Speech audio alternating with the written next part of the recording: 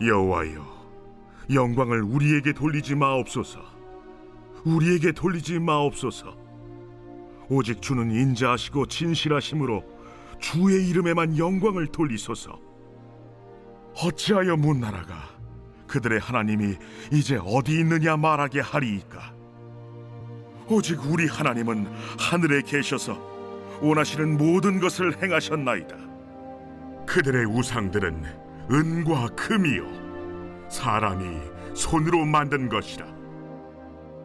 입이 있어도 말하지 못하며, 눈이 있어도 보지 못하며, 귀가 있어도 듣지 못하며, 코가 있어도 냄새 맡지 못하며, 손이 있어도 만지지 못하며, 발이 있어도 걷지 못하며, 목구멍이 있어도 작은 소리조차 내지 못하느니라. 우상들을 만드는 자들과 그것을 의지하는 자들이 다 그와 같으리로다. 이스라엘아, 여호와를 의지하라. 그는 너희의 도움이시요 너희의 방패시로다. 아론의 집이여, 여호와를 의지하라. 그는 너희의 도움이시요 너희의 방패시로다. 여호와를 경외하는 자들아, 너희는 여호와를 의지하여라. 그는 너희의 도움이시요 너희의 방패시로다. 여호와께서 우리를 생각하사 복을 주시되 이스라엘 집에도 복을 주시고 아론의 집에도 복을 주시며 높은 사람이나 낮은 사람을 막론하고 여호와를 경외하는 자들에게 복을 주시리로다. 여호와께서 너희를 곧 너희와 너희의 자손을 더욱 번창하게 하시기를 원하노라. 너희는 천지를 지으신 여호와께 복을 받는 자로다. 하늘은 여호와의 하늘이라도 땅은 사람에게 주셨도다. 죽은 자들은 여호와를 찬양하지 못하나니 적막한 데로 내려가는 자들은 아무도 찬양하지 못하리로다. 우리는 이제부터 영원까지 여호와를 송축하리로다. 할렐루야. 에브리데이 썬데이, 우리의 매일을 썬데이로 세팅하라. 할렐루야. 오직 하나님만을 예배하는 포도의 성도님들 되시기를 주님의 이름으로 축복합니다. 오늘 시편 본문은 하나님의 정당한 영광과 우상을 숭배하는 이방 나라들을 철저히 대조하면서 오직 하나님만 경배할 것을 찬양하고 있습니다. 말씀에는 공동체의 애가나 찬양, 또 제사장의 목소리처럼 보이는 다양한 유형의 메시지들이 한데 어우러져 있는데요. 따라서 신학자들은 115편의 형식과 구조를 분석하는 데에 여러 가지 의견들을 보입니다. 하지만 형식과 구조를 넘어서 본문의 내용과 목소리에 귀를 기울이면 시인이 하나님 앞에서 찬양하고 또 사람 앞에서 전하고자 했던 말씀이 서로 나뉘어 있지 않고 유기적으로 연결되어 있음을 볼 수 있는데요.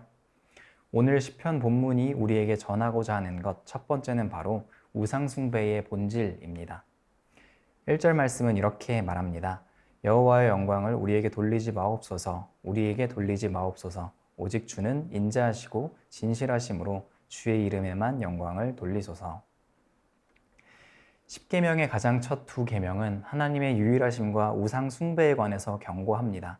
왜냐하면 우상은 하나님의 정당한 영광을 가로채기 때문이죠. 115편의 전반부 역시 하나님의 영광은 철저히 하나님의 것임을 선포하며 우상을 숭배하는 이방 나라들을 대조하고 있습니다. 창세기의 첫 부분 역시 우리가 반드시 기억해야 할 근본적인 구분을 이야기합니다. 그것은 바로 창조주 하나님과 다른 모든 것 사이의 구분입니다. 낮과 밤의 구분, 생물의 종들 간의 구분, 인간과 나머지 동물 간의 구분, 남자와 여자 간의 구분을 포함해서 창조주와 피조물 간의 구분을 창조의 과정을 통해서 아주 명확하게 드러내죠. 하지만 창세기 3장에서 등장한 악은 이 구분 중에서도 가장 근본적인 구분부터 공격합니다. 너희가 하나님같이 되어 선악을 알 것이라는 말로 인간이 마치 신이 된 것처럼 행동하게 만드는 것이죠. 선과 악을 스스로 정할 수 있게 만들어서 하나님의 특권을 빼앗는 반역을 벌이는 것입니다. 그 결과로 인간은 극심한 도덕적 왜곡을 포함한 혼란을 경험하게 됩니다. 우상 숭배의 본질이 여기에 있다고 할 수 있습니다. 인간이 하나님의 하나님 되심과 하나님의 권위가 최종적임을 거부하는 것이죠. 이 기본적인 반역의 결과로 하나님과 피조물 간의 구분은 흐릿해지고 결국은 둘 다 손상되는 모습을 보여줍니다.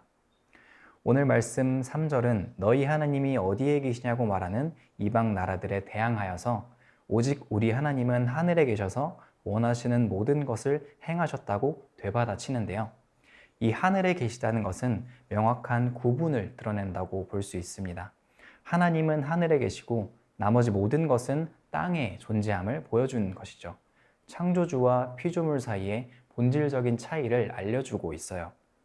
하지만 이 구분을 알지 못하고 거짓 신들을 통해 하나님의 영광을 썩어질 우상과 바꾸는 자들에 대하여 시편은 7번의 반복을 통해서 그 헛됨을 선포합니다.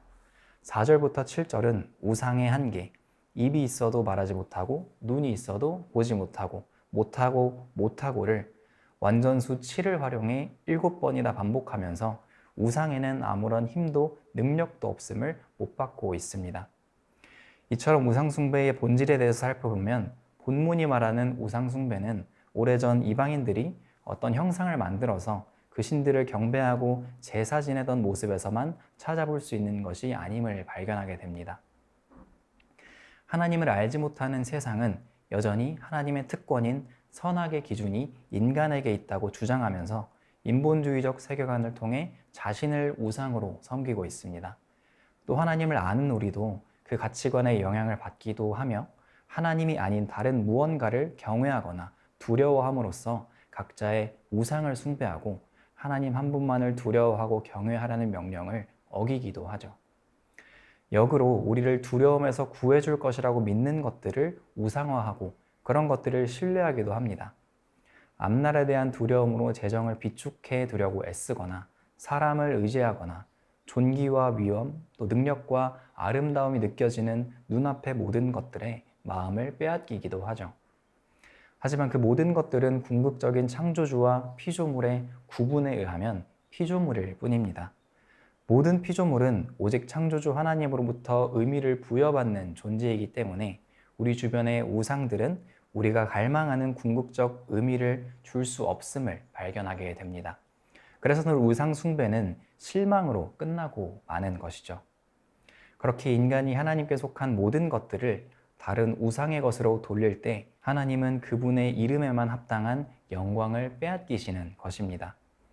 하지만 피조물 전체는 오직 하나님의 영광을 위해서 존재하고 하나님 한 분께만 찬양을 돌림으로써 각자의 참된 복과 유익을 발견할 수 있습니다. 이것이 구약 성경에서 하나님의 질투가 의미하는 바이고 이사야 42장 8절은 이렇게 이야기합니다.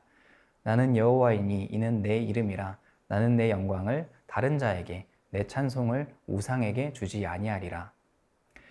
오늘 시편 말씀의 전반부 역시 오직 하나님만이 참 신이라는 진리를 선포하고 있습니다. 이것은 우리의 어떤 신전 안에 하나님을 위한 자리를 만들고 여호와 하나님을 그 자리에 모시라고 말하는 것이 아닙니다. 우리의 영혼과 마음속에 자리를 내어서 그분을 이 자리에 모시라고 하는 것이 아니죠. 오히려 유일하고 또 독특하고 초월적인 하나님 앞에서 다른 모든 신들을 철저하게 추방하라는 명령입니다. 모든 영광과 예배와 찬송이 오직 하나님께만 돌아가게 하라는 것이죠. 다른 우상들이 피조물의 경배를 받는 만큼 살아계신 하나님은 마땅히 받으셔야 할 전체 피조물의 경배를 받지 못하십니다. 바로 이 사실 때문에 하나님은 이 싸움에 우리가 순종할 것을 명령하시는 것이죠. 우리가 인간의 최고 목적은 하나님을 영화롭게 하고 영원토록 그를 즐거워하는 것이라는 신앙 고백을 기억한다면 모든 종류의 우상 숭배는 하나님의 영광을 축소시키기 때문에 하나님의 형상으로서의 우리 인간의 본질을 스스로 훼손시키는 일임을 동시에 깨달아야 합니다. 오늘 시편 말씀과 로마서의 말씀처럼 썩어지지 않는 하나님의 영광을 썩어질 사람이나 여러 우상으로 바꾸는 것은 역으로 우리 자신의 존재 목적을 좌절시키는 것이죠.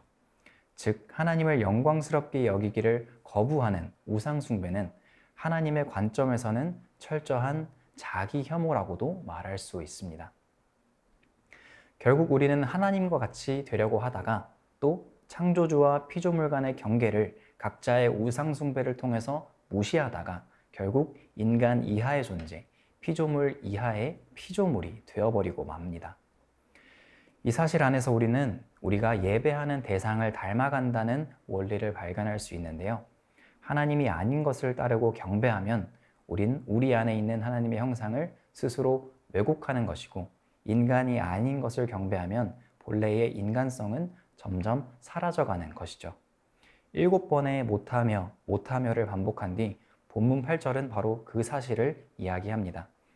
우상들을 만드는 자들과 그것을 의지하는 자들이 다 그와 같으리로다. 우상을 숭배하는 자들은 각자의 우상을 예배한다는 바로 그 사실 때문에 인간에게 부여된 고유한 가치와 능력, 또 가장 위대한 하나님의 영광을 추구하는 인생의 목적을 잃어버리고 만다는 것이죠. 이것이 지독한 우상 숭배의 역사였고, 이것을 신학자 크리스토퍼 라이트라고 하는 분은 역사는 신들의 무덤이라는 말로 요약합니다. 단 한 분이신 하나님 외의 모든 우상들이 그 한계와 최후를 맞이한 기억들이 지난 역사 속에 가득하다는 것이죠. 아수르, 바벨론, 페르시아, 로마의 신들이 그랬고, 오늘날 수많은 신들처럼 여겨지는 우리의 우상들 역시 마찬가지로 똑같은 운명 위에 놓여 있습니다. 그렇다면 우리는 어떻게 해야 할까요? 오늘 시편 본문이 우리에게 전하고자 하는 것 두 번째는 바로 하나님께서 우상들과 싸우신다입니다.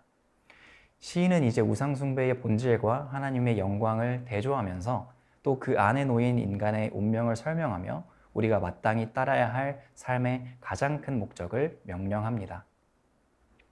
이스라엘아, 여호와를 의지하라. 그는 너희의 도움이시요 너희의 방패시로다. 아론의 집이여, 여호와를 의지하라. 그는 너희의 도움이시요 너희의 방패시로다. 여호와를 경외하는 자들아, 너희는 여호와를 의지하여라. 그는 너희의 도움이시요 너희의 방패시로다. 앞선 7번의 실패를 뛰어넘어서 우상과 우상을 숭배하는 인간이 경험하는 모든 차원의 실패를 극복하는 단 한 가지 방법이 오직 여호와를 의지하는 것임을 알려주는 것이죠. 이스라엘, 아론의 집, 여호와를 경외하는 자들이라는 표현을 사용하면서 여호와를 의지하라. 그는 너희의 도움이시요 너희의 방패시로다 라는 말을 3번 반복하며 그 완전함을 선포합니다. 특별히 말씀은 방패라는 소재를 통해 이 대결의 본질을 드러내고 있습니다. 성경은 우상숭배와의 싸움을 살아계신 하나님과의 그분을 반대하는 모든 세력들 간의 전투라고 이야기합니다. 구약에서 하나님께서는 자연, 인간, 국가, 민족과 같은 것들을 우상처럼 생각하고 그것들을 신이라 모신 이들과 내내 싸우셨습니다. 하나님과 피조물 간의 경계선을 왜곡시키는 마술과 또 점성술과도 싸우셨고, 인간들이 자신의 목적을 위해 이용한 거짓 신들과 내내 전쟁을 벌이셨어요. 이는 앞서 살폈듯이 우상 숭배는 인간의 삶을 황폐화시킬 뿐만 아니라 하나님 자신의 영광을 빼앗아가기 때문인데요. 동시에 모든 우상과의 전투는 하나님 자신을 위한 하나님의 싸움이기도 하지만 우리를 향한 자비하심 때문이기도 합니다. 하나님께서는 우리의 유익을 원하십니다. 바로 이 사실 때문에 하나님께서는 우리의 우상 숭배가 자초하는 피해를 싫어하시는 것이죠. 하나님과 우상들 간의 싸움은 궁극적으로는 하나님의 영광을 위한 것일 뿐만 아니라 우리 자신의 유익을 위한 것이기도 합니다. 하나님의 질투와 하나님의 사랑이 동시에 싸우는 전쟁이라는 것이죠. 곧 우상 숭배는 단지 하나님의 영광을 빼앗아갈 뿐만이 아니라 모든 피조물에게 최고의 유익을 주시는 하나님의 사랑을 방해하기 때문에 십계명이 첫 2계명을 통해 경고하는 것이고 하나님께 큰 죄가 됨을 알 수 있습니다. 오늘도 벌어지는 이 치열한 전투를 싸우시는 하나님을 방패라고 묘사한 것은 이 전쟁의 주도권을 잡고 우리를 지키시는 분이 누구이신지를 확실하게 알게 만듭니다. 본문은 다른 신들과의 싸움은 우리가 하나님을 위해 싸우는 것이 아니라 하나님께서 우리를 위해 싸우시는 것임을 분명히 말씀합니다. 물론 하나님의 백성은 분명히 영적 전투에 관여하지만 그것보다 명확히 해야 하는 진리가 있다는 것이죠. 앞서 살펴본 신학자 라이트는 이렇게 이야기합니다.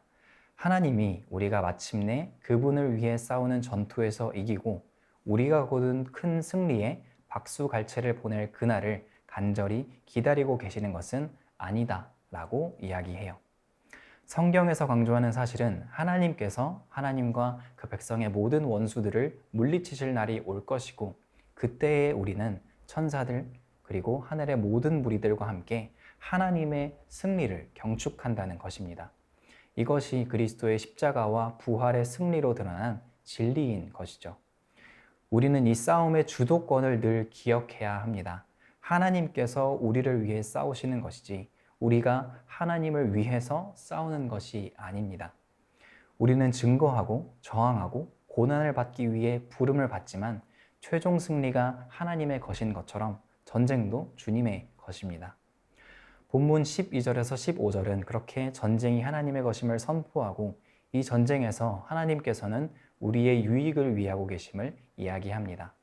여호와께서는 우리를 생각하사 복을 주시되 이스라엘 집에도 복을 주시고 아론의 집에도 복을 주시며 너희는 천지를 지으신 여호와께 복을 받는 자로다. 그렇게 우상 숭배와 하나님의 영광을 둘러싼 이 모든 전쟁의 본질을 밝힌 시인은 하늘과 땅, 죽은 자들이 거하는 영역을 대조하면서 다시 한번 창조주 하나님과 피조물 간의 경계를 확실히 세우고 그 경계를 무너뜨린 이들의 최후를 보여주죠. 하늘은 여호와의 하늘이라도 땅은 사람에게 주셨도다. 죽은 자들은 여호와를 찬양하지 못하나니 적막한 대로 내려가는 자들은 아무도 찬양하지 못하리로다. 이제 우리는 우상 숭배가 만연한 이 땅 가운데 어떻게 승리를 거둘 수 있는지 시편의 마지막 고백에 집중합니다. 18절 말씀은 우리는 이제부터 영원까지 여호와를 송축하리로다. 할렐루야 라고 마무리되죠. 마지막으로 오늘 본문은 하나님만을 예배하라 라고 명령합니다. 이 모든 영적 현실 속에서 우리가 싸우는 방식은 세상이 싸우는 방식과 달라야 합니다. 전쟁이 하나님께 속해 있음을 아는 자들이라면 전쟁의 방식 역시 하나님께 속해 있음을 알아야 하는 것이죠. 그 전쟁의 방식은 오늘 시편 기자에 따르면 예배입니다. 우리의 시선을 돌려서 오직 우리를 위하시고 가장 완전한 유익과 사랑으로 선한 길로 인도하시는 하나님께만 집중하는 송축과 경배가 영원히 계속되어야 함을 밝히고 있어요. 우리는 이 예배 안에서 하나님의 형상을 회복하고 하나님께서 취하실 그분의 영광을 오직 하나님께만 돌리는 합당한 삶을 살아가게 됩니다. 하나님의 하나님 되심이 선포되고 피조물의 피조물됨이 예배 안에서 선명해지는 것이죠. 그렇게 그 하나님께서 어떤 분이신지 우리는 예배 안에서 알게 되고 예수님 안에 드러난 하나님의 형상을 닮아갈 수 있게 됩니다. 사랑하는 여러분, 오늘 우리가 예수 그리스도와 십자가 복음의 이름으로 전쟁을 선포하는 우상, 다른 신, 영적 권세는 우리의 삶을 억누르고 황폐하게 하는 것들입니다. 우리의 삶과 건강과 자원을 파괴하고 인간성을 왜곡시키죠. 세상의 우상은 그렇게 늘 불의, 탐욕, 왜곡, 학대, 욕망, 폭력을 주관합니다. 그렇기 때문에 그리스도의 복음으로부터 반응하는 하나님을 향한 합당한 예배는 이 모든 것을 뒤집고 새롭게 하는 진정한 능력이 됩니다. 신명기 4장 15절에서 19절은 인간이 우상으로 섬기는 대상들을 나열하면서 창세기 1장에서 창조된 순서의 역순으로 그 대상들을 기록하는데요. 남자의 형상이든지 여자의 형상이든지 땅 위에 있는 어떤 짐승의 형상이든지 해와 달과 별들, 그것에 경배하며 섬기지 말라.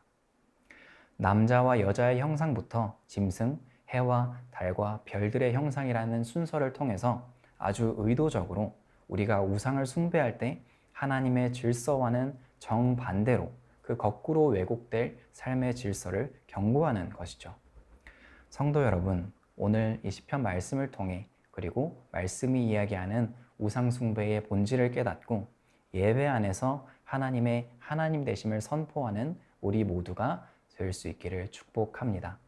헛된 우상이 아니라 영광스러운 하나님의 하나님 되심을 알고 삶의 모든 영역을 그 질서 위에 세우는 하나님의 사람들이 되시기를 소망합니다. 우리는 하나님을 영화롭게 하기 위해서, 또 하나님께서 사람들에게 복 주시도록 하기 위해서 우상숭배와 싸웁니다. 악과 우상숭배의 세력에 억눌린 이들을 긍휼히 여기면서 이로 말미암아 생긴 모든 사회적, 경제적, 정치적, 영적, 개인적 결과들을 안타깝게 여기는 마음을 품고 예수 그리스도께서 보이신 사랑과 겸손, 위대한 승리 안에서 하나님의 전쟁을 함께 싸우는 우리 모두가 되시기를 주님의 이름으로 축복합니다. 그렇게 시편이 노래하는 7번의 우상숭배의 실패, 그리고 3번의 선포를 우리 인생에 새김으로써 우리의 우상숭배를 무너뜨리는 하나님의 전쟁에 동참하고 오직 여호와께 그 영광을 돌리는 예배가 시작되기를 예수님의 이름으로 축원합니다. 참된 회복이, 그리고 우상숭배의 본질을 꿰뚫는 진리가 이 말씀 안에 있는 줄로 믿습니다. 함께 기도하겠습니다. 살아계신 주님, 감사합니다. 오늘 하루를 살아가면서 우리가 마주하는 수많은 우상들이 있음을 고백합니다. 주님, 우리는 연약하고 부족하여 매 순간, 그리고 삶의 매 자리마다 이 우상들의 우리의 마음을 빼앗기곤 합니다. 그런 하나님, 하나님의 하나님 되심을 우리의 예배 안에서 회복하고 선포할 수 있도록 우리의 마음을 지켜주시고 오직 예수 그리스도께서 보여주신 완전한 승리 안에서 우리가 우상 숭배에 찌들어 있는 이 세상을 불쌍히 여기며 그 가운데 하나님의 방식으로 하나님을 향한 순전하고도 온전한 예배로 이 싸움에서 주님의 승리를 경축할 수 있도록 인도하여 주시옵소서. 그렇게 우상 숭배에 왜곡된 우리의 삶이 아니라 오직 하나님께서 뜻하시고 인도하시는 선하신 삶의 방식으로 우리의 본질적인 존재의 회복으로서 나아가는 귀한 하나님의 사람들이 오늘 말씀을 통해서 시작될 수 있도록, 그렇게 살아갈 수 있도록 인도하여 주시옵소서. 살아계신 예수 그리스도 이름으로 기도합니다. 아멘.